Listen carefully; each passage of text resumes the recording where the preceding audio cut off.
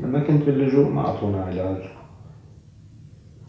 When I was asylum seeker, I didn't get any. كان في تقصير كتير بالعلاج. Medicine. No one take care about me. بيعرفوا إنه مريض وكان في تقصير كتير بالعلاج. He knows he's sick, but they didn't offer him anything. قديش قعدت هنا؟ وين؟ في اللجوء. يعني 5 أشهر. During 5 months, which he spent in asylum home, no one offered him anything, so it makes his situation really very bad and worse.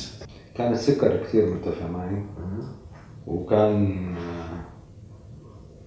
عندي تسرع بالقلب، وكنت دوخ يعني من السبب إنه ما يعطوني حب ضغط، يقولوا لي ما معك ضغط، وأنا من سوريا معي ضغط ومعي سكر ومعي أنا مركب شبكة بالقلب فالون. So when I was in that place, I had blood pressure too high. Because of that, sometimes just I fell down, and also I'm diabetic, and they didn't offer me anything. No medication, no food. Nothing. Yeah, and also because I made surgery for my heart in Syria. I had some problems also because of that in asylum home. أخذوني عند الدكتور بس يعني كان الاهتمام قليل يعني تحاليل ما في تحاليل يعني حلل لي بهذا الجهاز لك يوميتين. الجهاز هذا ما بيبين معه يعني كان كثير ضعيف العلاج. He visited once the doctor, but really they didn't care about him, just some beers, and he was asking all the time to make some analysis for his blood, but they didn't want. ما حدا عمل شيء، ما كان في حدا يعني. حكيت مع الدكتور قالت له مريض سكر شوفه، ما هو هاي المشكلة احنا اللي عانينا منها. يعني قال له هاي المشكلة هي اللي عم انه ما عم تفهم شو معك انت لانه ما في مترجم، وفي مصطلحات طبية لو بتحكي انجليزي في مصطلحات طبية ما بتعرفها. Yeah, this is the point, because I couldn't explain them what kind of problems I have, and they didn't offer me interpreter. So I was like only one who helped him in English sometimes, but you know, if you try to translate this medical language, you have to be this kind of perfect in English, which I'm not. And please, in this point, in asylum home, it's not his idea, it's mine. A lot of refugees, when they came to asylum home and they applied, really it's their politics to force them to leave the Slovenia. For that they don't offer them anything.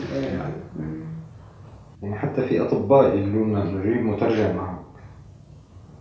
بدي أشرح لك شو يعني الأطباء نفسهم إنه جيب مترجم. And many times when he went to the hospital, the doctor said, I cannot do anything for you without an interpreter who can tell me exactly what you have. And the doctor called his advisor to offer him interpreter, but she doesn't offer him anything. So, because it costs money. It's like 45 euros per hour. كله جيدة المعاملة والأدوية وكله معنا. Everything is good. بس مشكلته إنه الترجمة.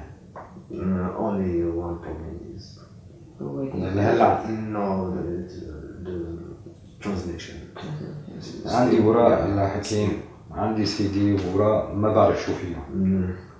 For example, now I have some papers and one CD, but I don't know what's written there.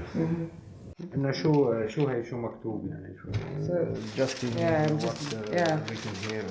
and this is a note from his personal doctor.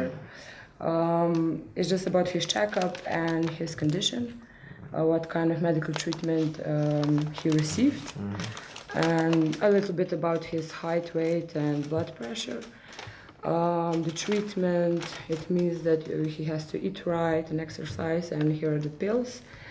And the next checkup will be at 22nd of May at 10 o'clock at this clinic. Vrazu Turk, it's for diabetes. It's a clinic for diabetes. And you have to come with this paper there. And this is from his personal doctor. يعني هي بتقول لك المكتوب في الورقة دي ملاحظات من الطبيبة الخاصة تبعك موجهة للطبيب اللي موجود في العنوان ده. هذا هو متخصص في مرض السكري، والورقة دي بتحتوي على معلومات عامة عنك، يعني الطول، الوزن، نوع الأدوية اللي بتاخد، والموعد اللي امتى حيكون عندك الموعد الثاني، زائد فيه هيك يعني. وين الموعد الثاني؟ أنا شايفه بس. الموعد عندك هنا يوم 22/5/2015 على الساعة 10 في العنوان ده. زائد هناك يعني ملاحظات ولا نصائح لازمك الحمية تبعك شو هي، وكيف تاكل وتعمل تمارين رياضية.